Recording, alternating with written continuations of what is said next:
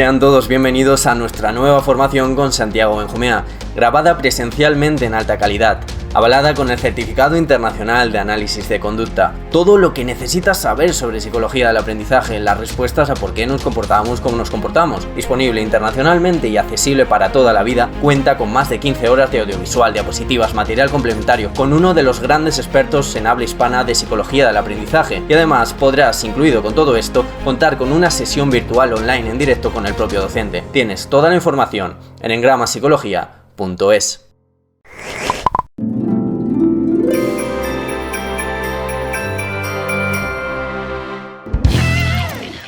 Proyecto dedicado a la divulgación, formación y terapia psicológica.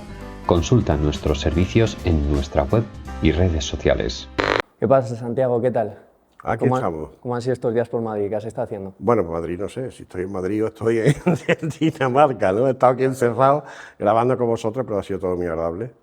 Tanto la grabación en sí mismo como esos momentos que hemos tenido para comer juntos y entre episodio y episodio hemos charlado y muy bien. Cuéntale a nuestra gente un poco qué es lo que hemos estado tramando estos días. ¿Para qué nos hemos reunido, básicamente? Bueno, han sido, yo creo que más de 15 horas de grabación de un módulo relativo a lo que sería los comienzos de la psicología del aprendizaje, un poco la ubicación histórica, la introducción a la psicología del aprendizaje y después un módulo fundamental de condicionamiento clásico, aprendizaje no asociativo y condicionamiento clásico, ¿no? Pavloviano. Siempre intentando presentar de forma lo más sencilla posible y de forma lo mejor organizada posible que he podido lo que son datos y lo que son resultados experimentalmente comprobados.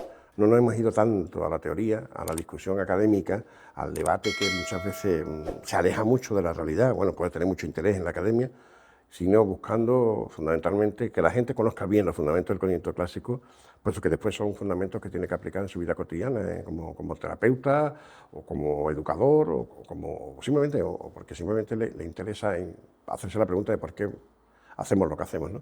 Y entonces, de alguna forma, el conocimiento clásico es uno de los mecanismos de aprendizaje fundamentales.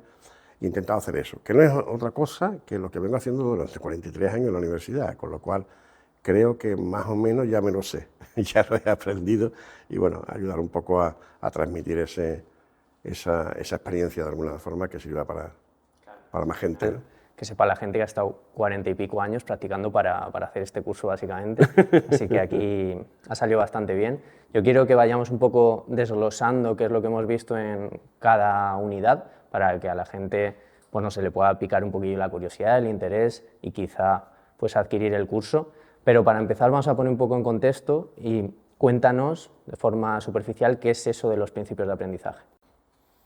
La psicología del aprendizaje es pues una tradición que está casi desde que nace la psicología, incluso yo diría que antes, porque claro, todos los experimentos de Pavlov se hacen conocidos a partir de un cierto momento, pero eso tenía unos experimentos previos que son probablemente incluso anteriores a la fundación de la psicología como ciencia académica, ¿no?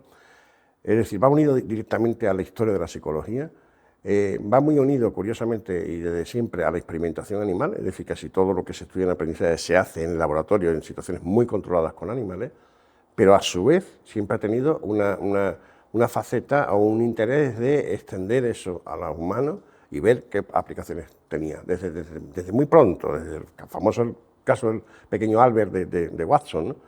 Entonces, yo creo que la psicología del aprendizaje es una de las áreas que ofrece dos cosas: mayor rigor, mayor metodología, mayor parsimonia a la hora de obtener los datos y además mayor practicidad y mayor aplicación de los principios. Y en un mundo en el cual en los nuevos planes de estudio de psicología cada vez tenemos menos horas de psicología del aprendizaje, yo creo que es una situación muy grave lo que se ha hecho con psicología del aprendizaje, porque se ha desprovisto en la formación académica del estudiante de psicología de horas que yo creo que son esenciales y fundamentales, que después le van a ser esenciales y fundamentales para su práctica cotidiana, ¿no? Y bueno, de alguna forma creo que es fundamental, ya sea en la academia, ya sea en la universidad o ya sea fuera, que un psicólogo se forme bien en este tipo de ideas, ¿no?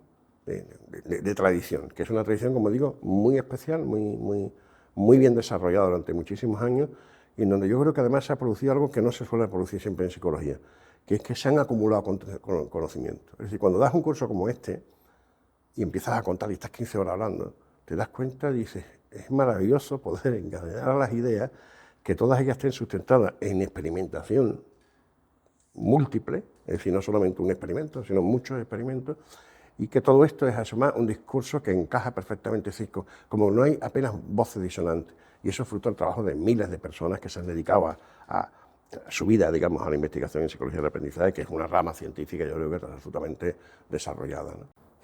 Hablas justo de la experimentación, que es uno de los ámbitos que tú has cultivado a lo largo de tu vida durante muchísimos años. Has estado en el laboratorio allí en la Universidad de Sevilla y has visto de primera mano cómo funcionan estos principios de aprendizaje con palomas y todo este tipo de cuestiones. Pero yo a lo que quiero llegar es que mucha gente se queda ahí, en que funcionan en los animales, en que funcionan en las ratas, en las palomas. ¿Cómo podemos convencer a alguien de que está determinada su conducta y despojarnos un poquito de toda esta tradición más vitalista, dualista, antropocentrista? ¿Qué les dirías? Claro, hay una fortísima tradición cultural de lo que yo llamaría la teoría del hombre autónomo, ¿no? Que es algo así como que, yo lo digo un poco siempre de broma, ¿no? Yo hago lo que me sale en la punta de mi alma, ¿no? Pues no. Y además es que hay muchísimos datos que demuestran que no. Es decir, supongamos, por ejemplo, que empezamos a ver datos de criminales, por ejemplo, en Estados Unidos, o de gente que, digamos, que acaba en la cárcel y acaba mal, o en la pena de muerte. Procedían de clases sociales, de cualquier clase social, ¿verdad que no? ¿Verdad que determinaba mucho el barrio donde habías nacido? Es decir, de verdad que depende de nosotros, porque qué curioso es que quienes mandan en los distintos países, todos proceden de clases económicamente favorecidas y llevan ya generaciones. Y es verdad que de vez en cuando hay una excepción y alguno pues salta y da el salto, pero es la excepción. Es decir, entonces es muy difícil decir que somos libres. Es decir, segundo, qué curioso es que en determinados momentos, en determinadas épocas de la vida, culturalmente se piensa de una forma y culturalmente en otra época. ¿A quién se le ocurriría hoy, digamos, hacer un edificio, dirigir un edificio en donde iban a morir personas porque la obra era tremenda? Bueno, se está haciendo en Arabia Saudí, ¿no? Para el futuro mundial, ¿no? Pero que el arquitecto supiera que él no iba a ver ese edificio acabado porque era imposible, ¿no? Y que en todo caso lo transmitía a sus hijos. Y que ese edificio no sería nada más que para hacer un rito religioso como era adorar a Dios. Pues esto tenía mucho sentido en la Edad Media y esto ahora seguramente nadie lo haría, ¿no? Es decir, qué curioso es que la cultura en un momento determinado esté determinada a otros pensamientos. Es decir, es muy difícil entender que una persona nacida en Occidente, en España o en Italia, tal, en el siglo XIV, en el siglo XV, no fuera creyente. Habría alguna excepción, pero sin embargo es difícil pensar que ese tipo de fuerza de creyente pues se mantenga ahora en día en el siglo XXI y desde luego yo creo que en el siglo XXIII, si tal cosa sigue así, va a ser todavía menor. Es decir, la cultura nos determina nuestra conducta. Pensamos como nos corresponde al hombre del siglo XXI ahora mismo, y no pensamos como la mujer o el hombre del siglo XVIII, ¿no? O del siglo XV, ¿no? Pensamos en función de la clase social a la que pertenecemos, a la educación que hemos recibido, a los amigos y personas que hemos conocido y que han sido influyentes en nuestra vida. Claro que somos fruto del ambiente. Es absurdo pensar que hay un hombre autónomo que decide al margen de todo eso. Entonces yo creo que esta es una idea que, por un lado, creo que es una idea muy positiva en el sentido siguiente. Históricamente, la idea del hombre autónomo nos ha permitido hacer una sociedad más libre. Hacer una sociedad en que el valor del individuo ha estado por encima de todo. Hacer un cierto humanismo, en el sentido profundo de ese término, ¿no? Esa revolución humanista que empieza en el Renacimiento, ¿no? Es el individuo es el centro del universo, ¿no? Eso es importante en la medida en que no hemos sido, como éramos antes de eso, pues carne de cañón. Es decir, si tú eras un plebeyo, pero es un plebeyo, es decir, era uno más del siervo de la gleba que importaba un comino, etcétera. Sin embargo, esa cultura, que ha jugado un papel muy importante, nos limita actualmente. Nos limita actualmente porque, claro, si es verdad que cada persona es un mundo y que cada persona decide libremente, entonces, por ejemplo, ¿qué sentido tendría ser psicología? Es decir, si la psicología pretende ser una ciencia de la conducta, una ciencia de lo que hacemos, oye, de lo que sentimos, de lo que pensamos, de lo que hacemos, sentir y pensar también es hacer. En el fondo, entonces, al final, ¿qué sentido tiene intentar una ciencia que se aproxime a eso si al final depende de... Entonces, es que incluso culturalmente ya está en choque, esas ideas antiguas están ya en choque con la evidencia diaria. Porque la propia persona que piensa que es libre, sin embargo, se siente mal y va a un psicólogo. ¿Para qué? ¿Para qué? Se supone que se sentirá mal o bien dependiendo de un ser interior que tiene, ¿no? y que es autónomo. ¿O es que crees que te pueden ayudar? Si crees que te pueden ayudar es porque creen que alguien puede modificar lo que vas a hacer o cómo te vas a sentir. Y si alguien puede modificar cómo te vas a sentir, quiere decir que no somos tan libres como parecemos. De todas formas, fíjate que también en el término de libertad hay dos acepciones. Una es la que todo el mundo estaremos de acuerdo. Es decir, libertad es no tener restricciones en el sentido de no tener impedimentos, ¿no? La libertad de expresión, la libertad de amar, la libertad de desplazamiento, es decir, que tú puedas...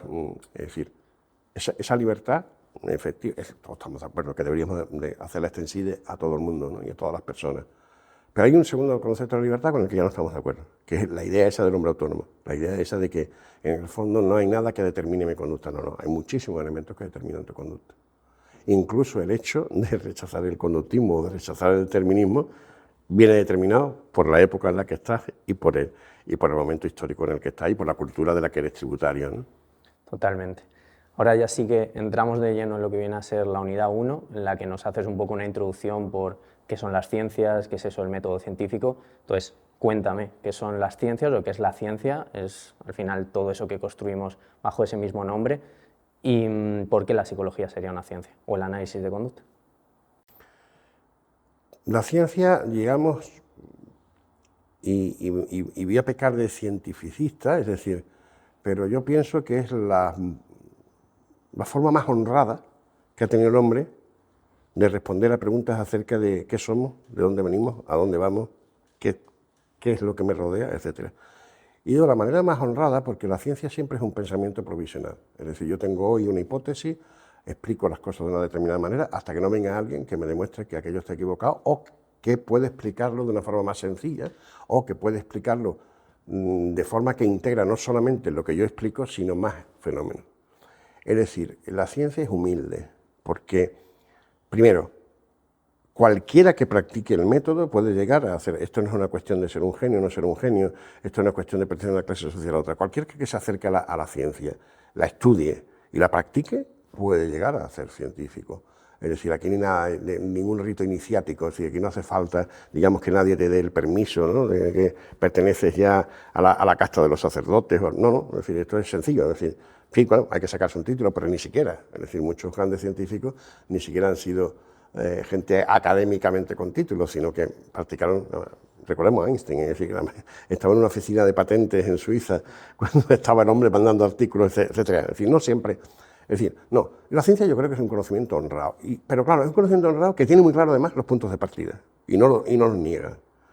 La ciencia parte del determinismo, es decir, parte de que los acontecimientos que está estudiando, aquello que estudia, sigue leyes, porque claro, lo que trata es de descubrir esas leyes. Segundo, eso significa que la ciencia está convencida de que el único criterio de verdad al final es la replicación, es decir, si tú dices que has descubierto algo, dime exactamente cómo lo has hecho, para que yo pueda... Y si yo tengo el mismo resultado, te confirmo. Pero si yo tengo un consolidado, te digo, oiga, esto no es verdad. Y automáticamente se cambia. No hay dogma, no hay fe, no hay conocimiento revelado por ninguna parte. En la ciencia las cosas no son verdad o mentira porque sean más o menos elegantes, sino son más o menos verdad en la medida que se puede verificar, es decir, en la medida en que tienen una validación con la realidad. Implica reconocer algunas cosas, que la ciencia no trabaja con entidades inmateriales, la ciencia trabaja con entidades materiales, con la materia, con lo que podríamos fenómenos naturales. Segundo, que los fenómenos naturales están determinados y siguen leyes. Y tercero, que el conocimiento de esas leyes es un trabajo arduo, difícil, progresivo, poco a poco, sin prisa y que se va consolidando a lo largo del tiempo. Claro, ¿qué implicaciones tiene esto para la psicología? Muchas. La primera y fundamental es reconocer que nuestro comportamiento es un fenómeno natural. Porque claro, si no fuera un fenómeno natural, ya no sería objeto de estudio de la ciencia. Si es un objeto inmaterial o si es un objeto que tiene propiedades no naturales, no sé quién la iba a estudiar, pero la ciencia desde luego no. Segundo, si es un fenómeno natural, quiere decir que sigue ley, que está determinado. Por lo tanto, lo que decíamos antes, el determinismo asumir el principio del determinismo de la conducta. Determinismo no significa un determinismo mecanicista del tipo de voy a saber exactamente lo que una persona va a hacer, no. Eso no puede pretenderlo la psicología ni ninguna ciencia. Es tan absurdo como decir, por ejemplo, que un biólogo es capaz de decir esta mosca va a posarse exactamente en tal sitio de la habitación, teniendo en cuenta la luz, la temperatura, los tropismos de esa mosca, las corrientes de aire. Es absurdo, es decir, no se puede sencillamente porque la cantidad de valores y de variables, y de valores de cada variable que se adoptan en cada momento, sería complicadísimo. Se puede a nivel teórico, se podría a nivel teórico, o sea, pero en la práctica es imposible. Exactamente igual. Es decir, a nivel teórico, claro que podrías predecir la conducta de cualquier persona, si conociera todas las variables de su historia, por todas las experiencias que ha pasado, todo lo que ha aprendido, toda su dotación genética, si tuvieras todo eso, pero claro, es que no lo sabes, es decir, pero eso no significa que a nivel teórico no lo sea posible. Entonces, claro, el determinismo es un punto de partida, es decir, necesario para la ciencia. Entonces, empezamos a hacer ciencia psicológica a la medida que aceptamos el determinismo y aceptamos que la conducta es la ciencia natural. Y a partir de ahí, y solo a partir de ahí, podemos empezar a decir que hacemos tecnología científica, que nuestras aplicaciones están validadas sobre una teoría validada por la experiencia, por los datos y con unas garantías, digamos, de que va a ser más o menos razonable lo que hace como psicólogo aplicado y que va a funcionar. Claro, a mí me hace mucha gracia que gente que rechaza la ciencia después se quiere aprovechar del carácter supuestamente científico de lo que hace a la hora de pasar la minuta y a la hora de cobrar. No, tú tienes que decir, yo soy un mago que le va a ayudar a usted a través de los medios de la magia. Eso es lo que tienes que vender, si lo que haces realmente es magia. O lo que tendrías que poner es psicólogo no científico, y ponerlo adelante si no crees en la ciencia, ¿no? Bueno, como no soy determinista, soy un psicólogo no científico, pues presume de lo que eres. Pero claro, lo que no tiene sentido es que cobres como un médico, digas que eres clínico, pero estés actuando como un no científico, no aceptando los principios de la ciencia. Yo creo que, y lo que hacemos en esa primera unidad es un poco determinar eso. ¿Cuáles son los principios de la ciencia y qué connotaciones tiene a la hora de llevarlo a la psicología, ¿no? Eso es. Luego en la segunda unidad sí que nos cuentas más en profundidad qué es lo de la psicología del aprendizaje, nos haces un repaso por algunos autores, pero bueno, eso creo que podemos ahora obviarlo y que la gente ya lo vea. Y en la tercera sí que te metes con el tema del aprendizaje no asociativo, que nos hablas de habituación, de sensibilización, de la teoría de los procesos ponentes. ¿Qué desarrollas en esa unidad? Pues bueno, un mecanismo, fijaros, la habituación y sensibilización son mecanismos, yo diría que prácticamente universales, desde pequeños moluscos tipo caracol que existen marinos, se han demostrado estos fenómenos y en el ser humano también se han demostrado. Entonces, quiero decir, claro, a ver, todo esto parte, como decía antes, de la psicología del aprendizaje y su relación con la psicología animal, es que todo esto parte de un enfoque biológico evolucionista. Es decir, tenemos que reconocer que somos una especie más que, digamos, compartimos muchísimo de los mecanismos del aprendizaje porque compartimos las propiedades de nuestro sistema nervioso, digamos, derivan de nuestros ancestros. Y en este caso el aprendizaje no asociativo es que es muy curioso porque el ancestro primero que tuvo ya aprendizaje no asociativo pues probablemente fue eso, un caracol marino o un animal incluso, se debate, unicelular. Pero ahora los pluricelulares prácticamente todos. Entonces, claro, tú dices, parece mentira que lo mismo que hace que un caracol, por ejemplo, encoja los cuernos, ¿no? Cuando le tocas o cuando le das en la concha, y a medida que va experimentando esa experiencia más veces, más repetida, se va adaptando y va haciéndolo cada vez menos intensamente, pues que eso lo relacionemos, como a mí me gusta y lo hago, con algo tan importante como las emociones que siente ante una persona enamorada con respecto a su pareja, ¿no? Y cómo eso se va habituando y digamos que en lugar de hablar de los cuernos del caracol, hablemos de la emoción amorosa, cómo se va habituando, etc. Y es curioso porque podemos ver cómo los mismos parámetros que se pueden descubrir en el laboratorio con el caracol o con el ejemplo de la respuesta sobresalto en las ratas, que es la que yo utilizo más, ¿no?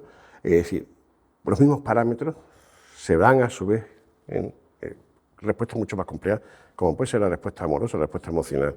Entonces, un poco lo que hacemos en esta unidad es poner como ejemplo precisamente la respuesta amorosa, la respuesta emocional, digamos la pasión que una persona siente por cuando se enamora de alguien, y cómo eso va evolucionando, y vamos viendo cada uno de los principios, lo vamos viendo primero en el laboratorio, y después vemos, esto tiene que ver con este fenómeno que seguramente muchos pues, o hemos experimentado, o lo hemos visto en el cine, o nos lo ha contado algún compañero, es decir, con la vida cotidiana. Porque yo siempre creo que hay que conectar el laboratorio, que es rigor y es control, con la vida cotidiana, porque no estamos hechos solo para hacer experimentos de laboratorio, sino para explicar la vida cotidiana. Sí.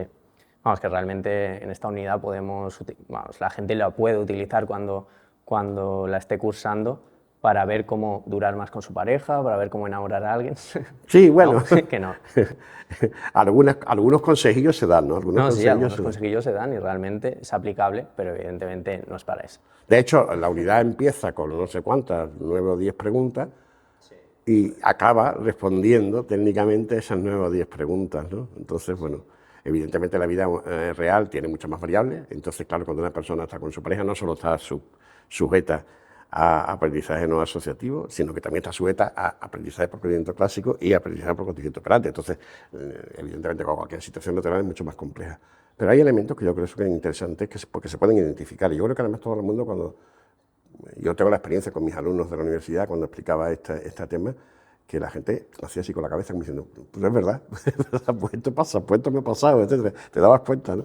Sí, te ves reflejado al final. Como ibas diciendo, no solo estamos sujetos a aprendizaje no asociativo, sino también a condicionamiento clásico, y en esas siguientes unidades nos hablas de eso, condicionamiento clásico excitatorio, del condicionamiento inhibitorio, pero a lo mejor, aunque realmente lo demos en asignaturas como psicología del aprendizaje, si es que la tenemos en las facultades donde cursemos psicología, o si es que la tienen otros profesionales para los que también podría ser interesante el curso, como por ejemplo quizá alguien de marketing o alguien de magisterio o alguna cosilla así que trabajen también cuestiones del comportamiento. Todo el tema del condicionamiento clásico, excitatorio, inhibitorio, muchas veces no está tan claro. Así que si puedes esclarecernos un poquillo. Sí, vamos a ver, claro, si nos metemos con la formación que se da en las facultades de psicología, en este tema tengo que ser muy crítico. Es decir, se da poco y mal, y en poco tiempo. Fíjate que yo empecé siendo profesor de psicología del aprendizaje, en una asignatura que era anual durante todo el año, y que muchas veces después complementábamos con unas optativas, que complementaban aquello dentro de lo que sería el área mía, que es el área de psicología básica o fundamental. Y esto ha quedado, en la mayoría de las universidades, ha quedado limitado a una asignatura cuatrimestral, y en muchos de ellos combinando también motivación y emoción. Motivación, aprendizaje, emoción.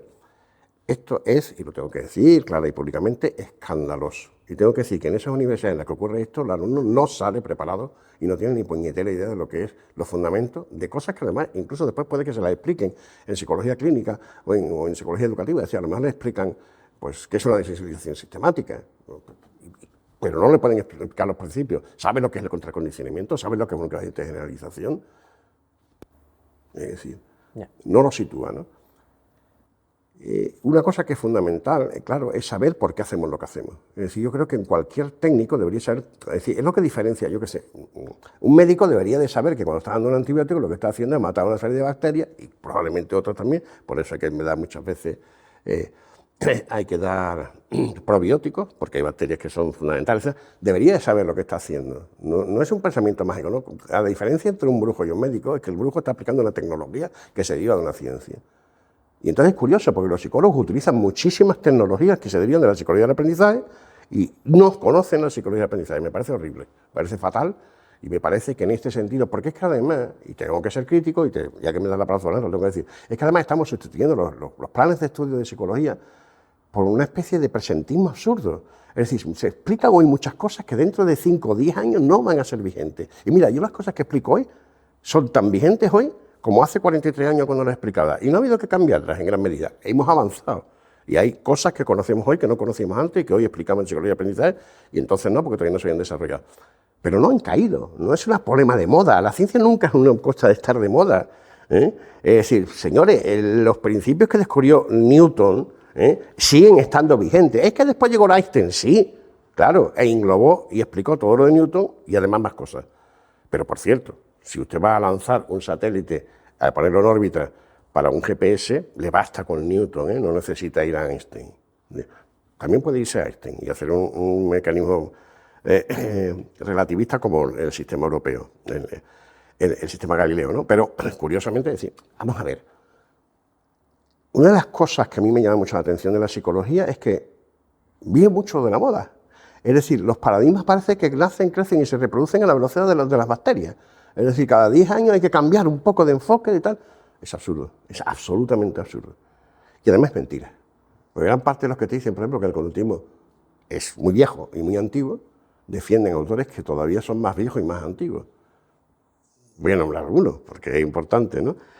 ¿Cuántas veces he tenido que yo oír a gente que son constructivistas, piagetianos, decirme que Skinner es muy antiguo? Skinner es más joven que Piaget. O sea, quiero decir.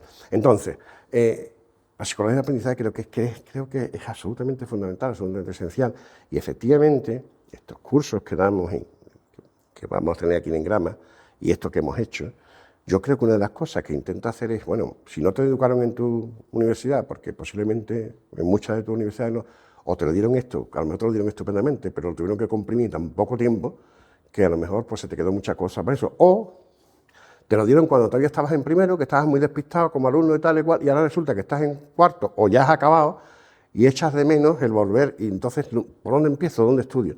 Pues un poco la idea es esta, ¿eh? Vamos a intentar que vuelvas a la psicología del aprendizaje o que te inicies en ella con una cierta fundamentación, con una cierta tranquilidad, con una cierta extensión, siempre entendiendo, porque siempre lo he entendido así, que las cosas hay que hacerlas sencillas, que no hay que complicarlas artificialmente, que hay que ser riguroso, dar lo más completo posible, pero a su vez de una forma asequible. Es decir, yo he evitado siempre irme por las ramas a los modelos teóricos, a las discusiones académicas, tal, que llega un momento que parece que no estás contando la realidad. Siempre he intentado vincular esta asignatura con la realidad, poniendo muchos ejemplos de la vida cotidiana, etc. Perdonadme un segundito de nada que interrumpa este vídeo. Esto es solo para anunciaros que después de recibir muchísimas peticiones de vuestra parte para que abriéramos un servicio de terapia psicológica online, ya lo tenéis disponible, podéis entrar en nuestra web para más información.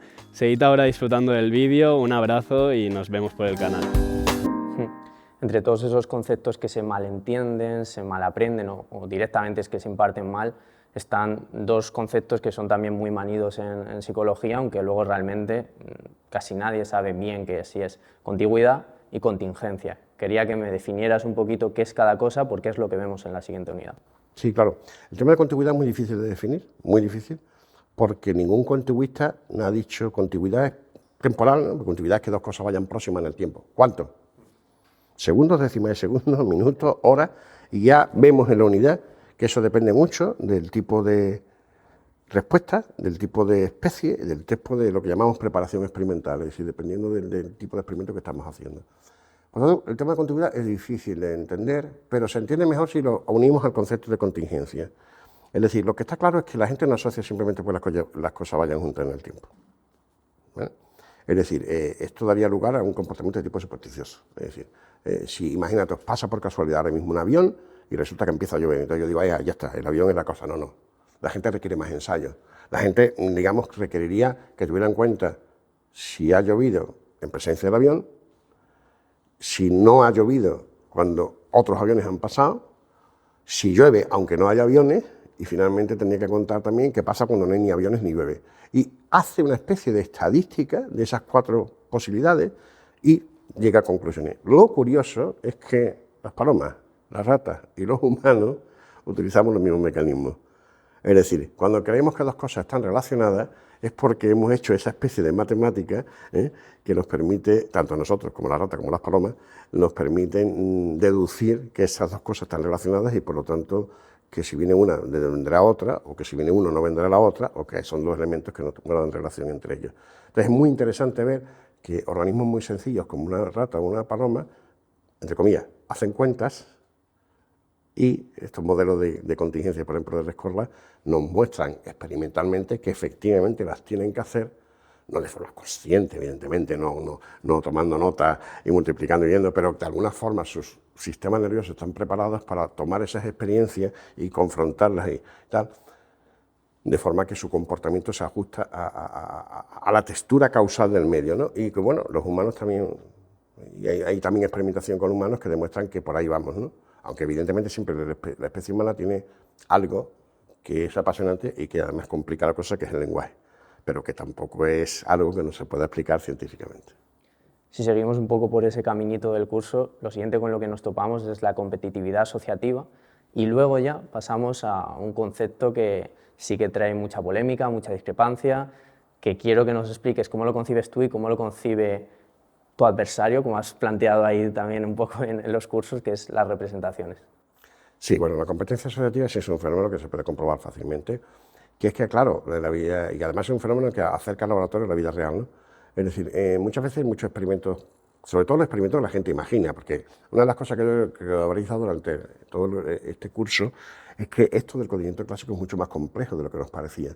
Es decir, si alguien tiene esa visión del conocimiento clásico, Pavlov, el perro, la salivación y punto, bueno, eso es como decir que la física es el estudio de por qué las piedras se caen por el plano inclinado, bueno, porque lo que hacía Galileo, el pobre hombre, ¿no? Es decir, la física es algo mucho más complejo, ¿no? Y incluye muchas más cosas, ¿no? Pero lo mismo, el conocimiento clásico es mucho más complejo y el desarrollo que los psicólogos hemos hecho del conocimiento clásico ha sido mucho más complejo del que yo creo que el propio Pablo podía imaginar. Bueno, Pablo era un tío inteligente y seguramente imaginaba. Entonces, claro, uno de los problemas fundamentales de esto es el tema que tú decías de la representación asociativa, ¿no? Bueno, la representación asociativa implica la idea, por ponerlo de una manera muy sencilla, imaginémonos que el perro de Pablo, que casi todo el mundo conoce culturalmente, ¿no? Es decir, un perrito al que le toca una campana y después le dan de comer. Entonces llega un momento que empieza a salivar en la campana. El tipo de pregunta que nos hacemos es, ¿cómo se representa el problema del perro? Vamos a intentar meternos en la cabeza del perro. ¿El perro cree que detrás de la campana viene la comida? Esa es una posible solución. Ha aprendido que detrás de la campana viene la comida. Pero fijaros que podría ser otra la solución, que el perro ha aprendido a salivar cuando toca la campana. Claro, esto son dos maneras distintas de abordar un problema. Fijaros que este segundo perro sabría qué es lo que tiene que hacer, pero no sabe por qué. De la misma forma que, por ejemplo, una persona puede conducir un coche sin saber para nada de mecánica ni saber cómo funciona un coche, es decir, qué está haciendo cuando está cambiando de marcha, qué está haciendo cuando pisa el embrague, qué está haciendo cuando da la aceleración. Él no sabe que cuando está dando el acelerador un coche de gasolina está abriendo una válvula para que entre, digamos, una mezcla de aire y gasolina con mayor. No lo sabe, pero conduce el coche. Sabe hacer cómo, pero no sabe el por qué. Claro, esta pobre persona, si el coche se le ha estropeado, y sin embargo otro que sepa un poco de mecánica puede intentar reparar el coche o puede imaginarse el tipo de avería que tiene y dar esa información por teléfono mecánico para que venga con las piezas adecuadas, etc. Entonces ese es el tipo de pregunta que nos hacemos. ¿Cómo se representa el problema? Por ponerte un ejemplo y adelantar más cosas, si el perro se imagina que detrás de la comida, detrás de la campana viene la comida y ahora nosotros le hemos cambiado la comida y la hemos envenenado, entonces cuando soca la campana no va a salivar, sino que va a manifestar malestar, ¿no? Es decir, porque diría, la campana me lleva la comida, pero es que la comida me da náuseas. Sin embargo, si el perro hubiera aprendido, tengo que salivar ante la comida, seguiría salivando. Ese segundo perro, digamos, un perro como menos inteligente en el sentido de sé lo que tengo que hacer y ya está. Mientras que el otro puede decir, sé por qué tengo que salivar, pero claro, si ahora yo sé la estructura del problema, ahora no tengo que salivar, ahora me tienen que dar náuseas. Por cierto, los perros, las palomas, las ratas y los humanos somos capaces de hacer los dos tipos de conocimiento, lo que llamamos de conocimiento procedimental y conocimiento declarativo, ¿no? Y entonces, pues, tiene mucho interés, digamos, de alguna forma. Tú me preguntabas qué diferencia existe entre un conductista como yo y el concepto de representación. A ver, el concepto de representación etimológicamente significa volver a presentar. El modelo de representación implica una especie de modelo de copia del mundo. Es decir, se supone que cuando tocas la campana, creas una copia de esa campana, que es la representación mental, y la guardas ahí en algún lado, en el cerebro, en la mente, lo que sea. Exactamente igual con la comida, etc. Lo tienes ahí guardada, esa representación, por ejemplo, esa asociación entre la campana y la comida, la guardas ahí, de forma que cuando yo más adelante, mucho más adelante, por ejemplo, te toque la campana, vas a tirar de ella. Incluso tiene que ver con la metáfora de la memoria, que es una metáfora. Los conductistas lo que decimos es que cuidado con este tipo de ideas, ¿no? Porque son muy ingenuas y además tocan directamente con el dualismo. Es decir, probablemente no sean necesarias, ¿vale? A ver, no hay ningún problema en hacer teoría. El problema es no perderse en la teoría. Es decir, no hay ningún problema en lo que yo llamaría conceptos de primer nivel, es decir, conceptos que están muy ligados directamente a la realidad.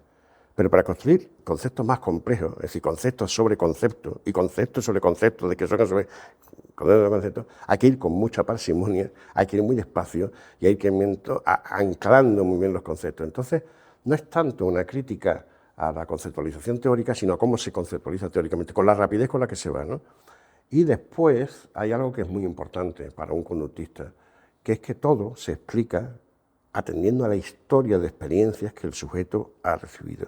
Y hay que prestar mucha atención a cuáles han sido esas experiencias, en qué orden ha ido, qué variables se han manipulado. Muchas veces cuando se construyen conceptos teóricos lo que se hace es simplificar esa realidad, es decir, ponerle una etiqueta y punto. Y entonces se pierde muchas veces precisión con respecto a lo que es la historia. Exactamente igual que Darwin, que explica el por qué somos como somos biológicamente, en base a toda una historia de evolución. Imaginémonos que decimos, por ejemplo, algo así como, bueno, yo soy de piel blanca y tengo 2 ojos en vez de 3 y tengo 2 orejas, etcétera y tal, y veo de determinadas longitudes de onda y no otras, porque tengo ADN humano. Correcto, pero eso es decir muy poco. Claro, tendrías que explicar todo ese ADN, cómo ha vivido la evolución, etcétera. Sin embargo, una explicación evolucionista es precisamente ir y ver cómo ha evolucionado ese organismo y por qué reaccionamos a ciertos estímulos y no a otros, etcétera, dentro de una historia, analizando los ancestros, etcétera. Pues exactamente igual a lo que dice el conductismo. Lo que hoy hacemos tiene que ver con la historia que hemos recibido. Y muchas veces los modelos teóricos simplifican excesivamente con una etiqueta toda una historia compleja, meten el concepto y ya está, tengo ya la representación y tal. Entonces, a ver, no digo que no sean totalmente útiles este tipo, y por eso las explico. Yo creo que, es decir, y creo que son útiles, y creo que además heurísticamente te permite, digamos, hacerte preguntas más interesantes para nuevos experimentos. Pero creo que mucha gente se pierde en estos conceptos y avanza mezclando conceptos teóricos y acaban perdiendo el contacto con la realidad. Entonces, acaban haciendo una psicología que no sirve para nada, más que para discusiones académicas, ¿no? Y ves congresos y congresos en los cuales están debatiendo un modelo frente a otro modelo y dentro de 2 años, cuando volvamos a hacer otro modelo, ya están discutiendo otros modelos y tal. Yo creo que han perdido el contacto con la realidad. Y una de las cosas muy importantes del conductismo es que tenemos que hacer una ciencia que nos dé herramientas para modificar la realidad, que somos psicólogos en la medida en que somos capaces de explicar la conducta compleja humana y capaces de abordarla, modificarla y cambiarla para un mayor bienestar del sujeto y de la sociedad que le rodea. En la unidad 9, ya en la última, vemos un poco dónde se evidencia, dónde se aplica a todos los apartados teóricos que vas desarrollando a lo largo del curso. Y hablas, por ejemplo, de las parafilias, hablas de la aversión condicionada al sabor. Vamos también a detenernos un poquito aquí y que nos expliques, pues, por ejemplo, cómo alguien puede acabar siendo fetichista. Sí, la vida humana es compleja, entonces se requieren muchas condiciones probablemente, pero una de las cosas que puede permitir explicar este tipo de fenómenos, ¿no?, es viendo cómo, por ejemplo, un adolescente en un momento determinado se enfrenta por primera vez a su primera experiencia sexual. Y hay unos estímulos precedentes, justo, normalmente esa primera experiencia sexual, y cuando digo la primera experiencia sexual, estoy hablando de la primera vez que el adolescente obtiene un orgasmo. Normalmente va a ser por masturbación. ¿Cuáles han sido los estímulos previos que le han llevado a eso? La última película que vio, lo que imaginó, pero claro, lo que imaginó depende también de las experiencias que ha tenido o el acceso que tuvo al porno, etc. Eso se va a convertir en un potente estímulo que, fijaros, se ha presentado, se ha excitado, se ha masturbado, ha tenido inmediatamente una sensación muy agradable que se ha asociado y ha creado ese estímulo condicionado, excitatorio, potente, que va a volver a producir ese. Claro, si ese adolescente no tiene muchas posibilidades de acceso sexual a otras personas, no tiene amigos, está aislado, es muy posible que vuelva a pensar lo mismo, es decir, vuelva a buscar el mismo material para volver a citarse. Hombre, si esto me fue bien, me citó ayer, pues hoy hago lo mismo. Puede estar entrando, fijaros, en una especie de círculo vicioso en el cual tal fantasía me lleva a la excitación, que es, digamos, de alguna forma reforzada en términos técnicos. Llego al orgasmo y estoy asociando y haciendo cada vez más apetitivo y más solo esa fantasía. Y ahí empiezan todos los tipos de fetichismo, quiero decir. Claro, si una persona diversifica, es decir, si una persona un día obtiene un orgasmo de una forma, pero resulta que al día siguiente tuvo una compañera o un compañero con el cual tuvo sexo, pero al día siguiente, etcétera, va viendo. Yo creo que hoy es un drama esto. Primero, porque la gente muy joven, mucho antes incluso de tener una edad sexualmente activa, es decir, niños, no estamos hablando de adolescentes, sino niños, tienen acceso a la pornografía.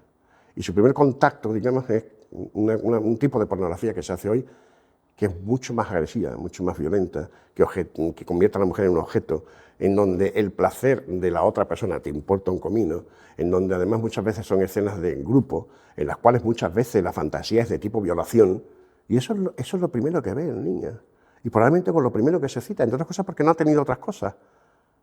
Entra en esa dinámica, se masturba, obtiene el orgasmo y vuelve a entrar ya en ese tipo de fantasía. Claro, no es de extrañar que cierta gente joven hoy en día esté muy complicado a decir el famoso fenómeno de la manada, ¿no? No, si es que en realidad a ella le gustaba. Claro, a ella le gustaba, entre otras cosas, porque has visto que en tus propias películas porno, que ellas parecen que ponen caras de que se lo están pasando magníficamente bien, pero eso no es real. Entonces, quiero decir, eso es dramático.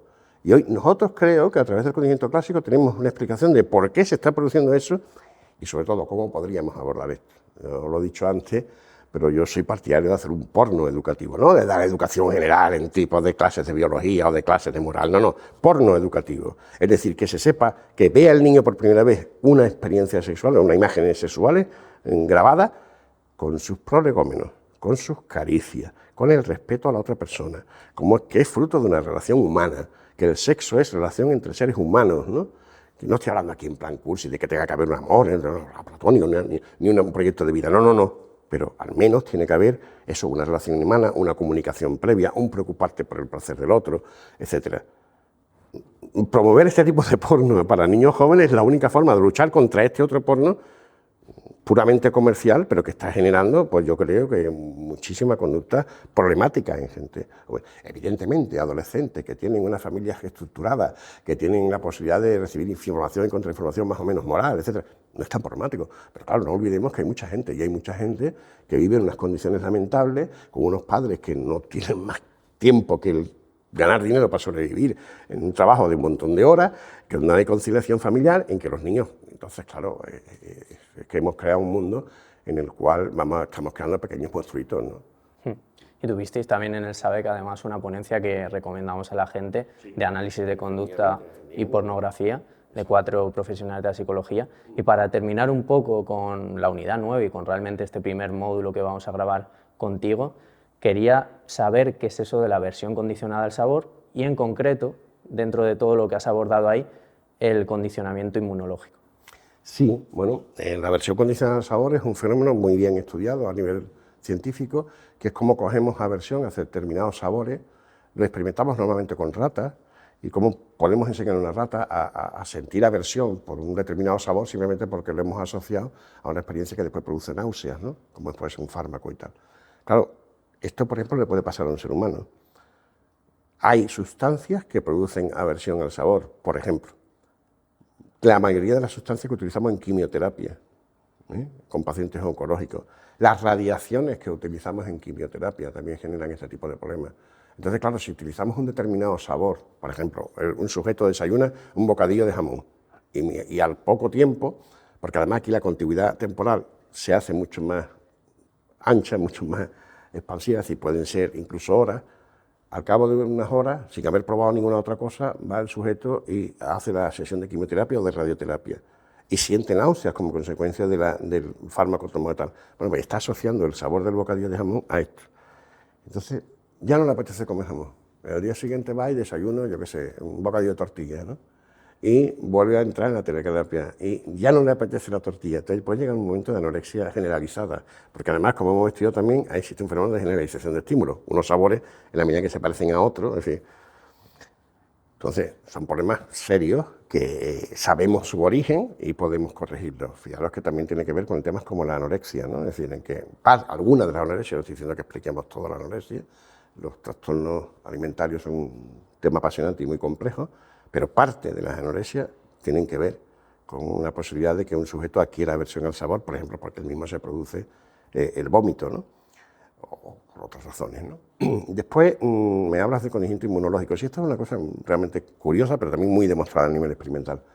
Y es que, por ejemplo, con ratas se comprobó que determinados sabores que iban seguidos hacia una inyección de ciclofosfamida, que es una sustancia que baja las defensas, es decir, que reduce el sistema inmunológico, pues curiosamente esos sabores acaban produciendo una bajada del sistema inmunológico. Y se comprobó midiendo la fórmula leucocitaria de una rata a la que se le introducían unas sangre, células de cordero. Entonces, claro, naturalmente, cuando le metes un cuerpo extraño, empieza a generar, entre lo normal que el sistema inmunológico desarrolle leucocitos que van a atacar a esas células extrañas, ¿no? Es lo normal. Y en el grupo en el que se había asociado el sabor dulce a la ciclofosfamida, curiosamente, había menos leucocitos, de forma muy significativa, frente al grupo que no se había asociado, el sabor dulce no estaba asociado a la ciclofosfamida. Entonces, esto permite un abordaje científico de algo que ya un poco sabíamos, que las condiciones ambientales en las que un sujeto vive y en sus asociaciones a situaciones de estrés o a situaciones de ansiedad, etcétera, pueden condicionarse y generar mayor o menor respuesta inmunológica y por lo tanto mayor o menos posibilidad de coger ciertas enfermedades y tal. Entonces no es algo mágico, es el cuerpo funcionando a través de un mecanismo tan sencillo de aprendizaje o tan complejo como es el conocimiento clásico. Vale, yo creo que hemos hecho un buen recorrido por el curso. Realmente ya la gente que lo quiera adquirir lo tiene en nuestra web, ahí puede profundizar en todo ello. Además, más adelante probablemente hagamos continuaciones desglosando más cuestiones de psicología del aprendizaje. Y a ti decirte que ha sido un placer, que muchas gracias por venirte aquí a Madrid a compartir unos días con nosotros. Ahora a descansar, a comer y esta noche pues ya lo celebramos. Muy bien, pues muchas gracias, daros las gracias. Siempre digo, bueno, me acabo de jubilar y todavía me dais la oportunidad de seguir hablando de lo mío, ¿no? Que siempre me ha apasionado. Entonces, muchas gracias por haber contado conmigo y, por supuesto, dispuesto a todo lo que haga falta, porque creo que de la psicología del aprendizaje todavía queda mucho que enseñar. Gracias por ver este vídeo, os dejamos por aquí un enlace a nuestra última formación y por aquí algunos vídeos que os pueden resultar de interés. Si estáis buscando ayuda psicológica, también podéis mirar en la descripción del vídeo, donde encontraréis nuestra web y podréis solicitar asistencia terapéutica de un profesional confiable y que os ofrecerá ayuda psicológica basada en evidencia científica.